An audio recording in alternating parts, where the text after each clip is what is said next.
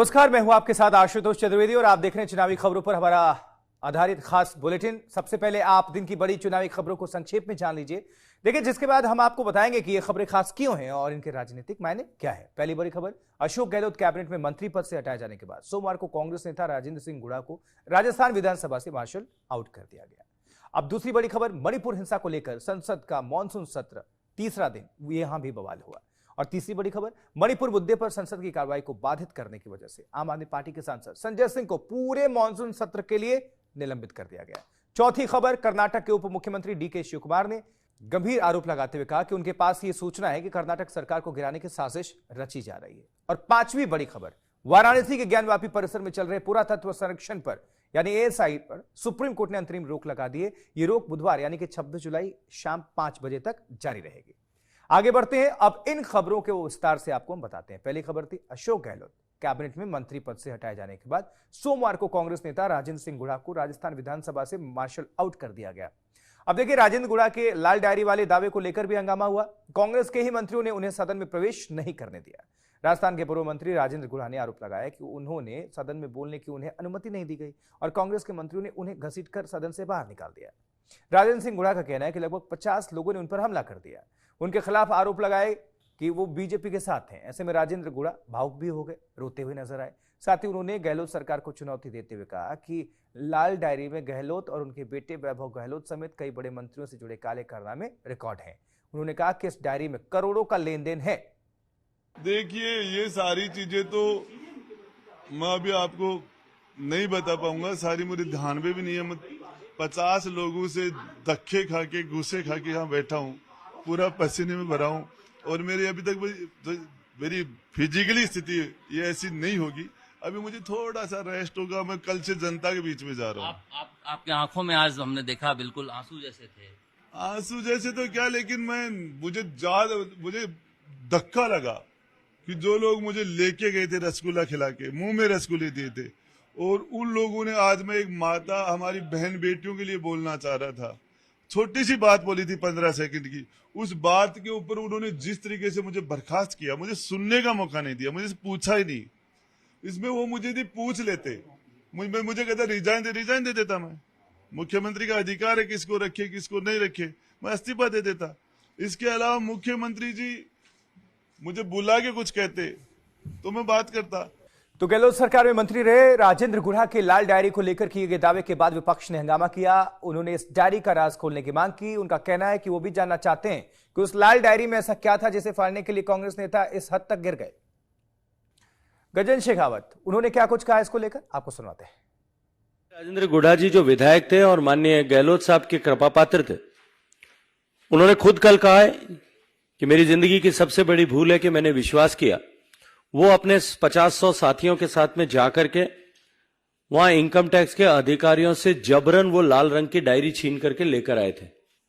और मुझे तो समझ नहीं आता कि एक लाल रंग की डायरी जिसको लेकर के आज जब राजेंद्र गुड़ा जी वहां विधानसभा में पहुंचे थे, तब जिस तरह से उनसे डायरी को छीनने के लिए कांग्रेस के नेताओं में होड़ मची थी और जिस तरह से जबरन उनसे डायरी छीन करके फाड़ने की कोशिश की गई, कहीं ना कहीं दाल में कुछ लाल है कि नहीं, काला जरूर है। आगे बढ़ते हैं, अगली बड़ी खबर, मणिपुर हिंसा को लेकर संसद मॉनसून सत्र के तीसरे दिन भी बवाल हुआ। विपक्षी दलों ने सदन में जमकर नारेबाजी की। केंद्रीय गृह मंत्री अमित शाह ने विपक्षी दलों पर सवाल उठाते हुए कहा कि सरकार इस महत्वपूर्ण मुद्दे पर चर्चा कराना चाहती है, लेकिन विपक्ष ही इस गंभीर मुद्दे पर चर्चा से दूर भाग रहा है। वहीं विपक्षी दल लगातार ये मांग कर रहे हैं कि प्रधानमंत्री मोदी सदन में मणिपुर हिंसा को लेकर जवाब दें।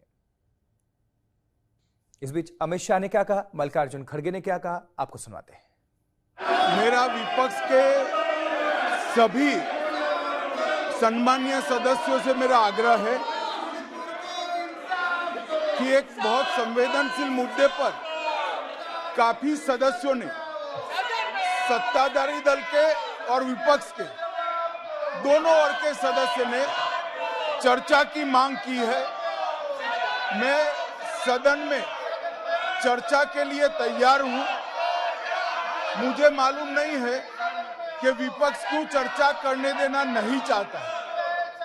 मेरा विपक्ष के नेता को आग्रह है कि चर्चा होने दे और इस महत्वपूर्ण मसले पर पूरे देश के सामने सच्चाई जाए बहुत महत्वपूर्ण है। आओ प्राइम मिनिस्टर स्टेटमेंट करो, आप बाहर प्रेस करते हो, अंदर करने में क्या गया है? हाँ, ये कर्टसी डिमांड है कि 140 करोड़ का नेता अगर बाहर प्रेस कॉन्फ्रेंस करता है और 140 करोड़ लोगों के प्रतिनिधि अंदर बैठे हैं, तो आप पहले यहाँ पर स्टेटमेंट दो, उस पर चर्चा होने दो, उसके बाद में हम लोग एक निर्णय लेंगे किस ढंग का इसको कैसा करना, ये चलेगा। तो जाहिर है कि जिस तरह से मणिपुर पर राजनीति हो रही है, 2024 के लोकसभा चुनाव और इस साल होने वाले विधानसभा चुनाव में इसका चुनावी मुद्दा बनना तय है। विपक्ष पूरी कोशिश कर रहा है कि देश की जनता यह मान ले कि केंद्र सरकार महिलाओं की सुरक्षा करने में असफल रही है। वहीं सत्ता पक्ष की कोशिश है कि राजस्थान जैसे कांग्रेस शासित राज्यों में महिला सुरक्षा के हालात पर भी सवाल उठाए जाएं।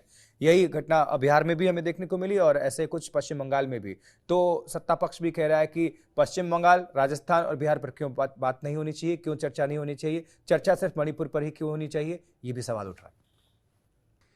वहीं मणिपुर मुद्दे पर संसद की कार्रवाई को बाधित करने की वजह से आम आदमी पार्टी के सांसद संजय सिंह को पूरे मानसून सत्र के लिए निलंबित कर दिया गया है। राज्यसभा सभापति जगदीप धनखड़ ने कहा कि संजय सिंह के बारे में मना करने के बाद भी सदन की कार्रवाई को बाधित उन्होंने किया। वो बार बार बेल में पहुंच रहे थे, कई बार रोका गया उनको सभापति की तरफ से, माने नहीं, उसके बाद से निलंबन का फैसला लिया और उनको पूरे मानसून सत्र के लिए निलंबित किया।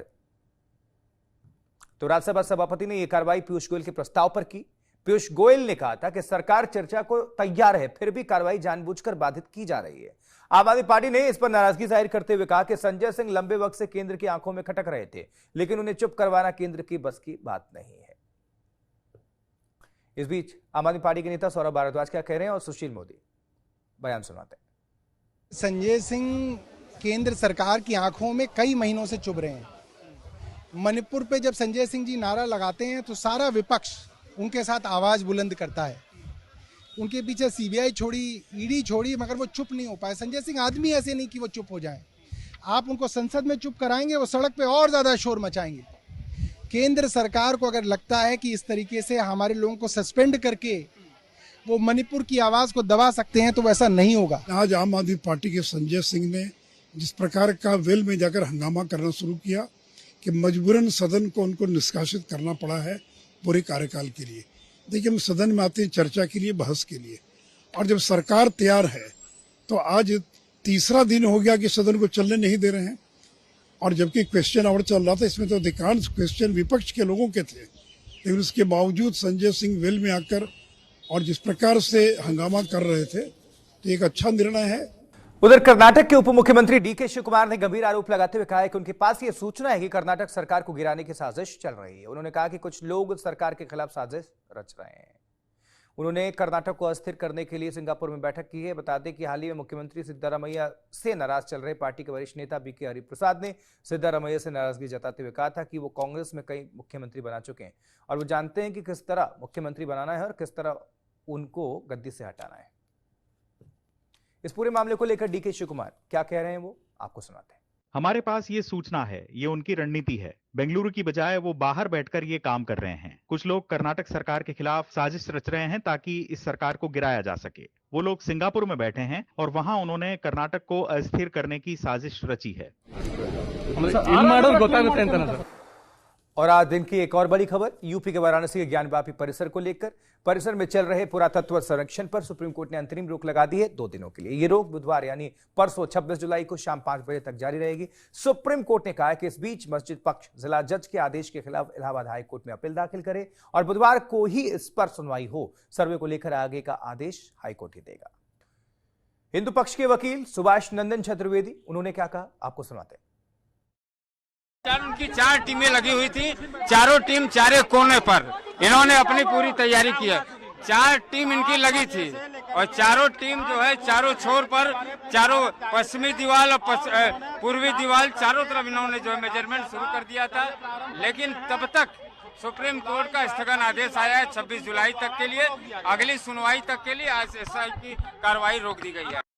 और चलिए हमारी खास पेशकश में आज के लिए अभी के लिए इतना ही। आप बने रहें, देखते रहें और सबसे बड़ी बात, लाइक करना ना भूलें, सब्सक्राइब जरूर करें और कमेंट जरूर करें। अभी के लिए इतना ही, इजाजत दें। बहुत नमस्कार।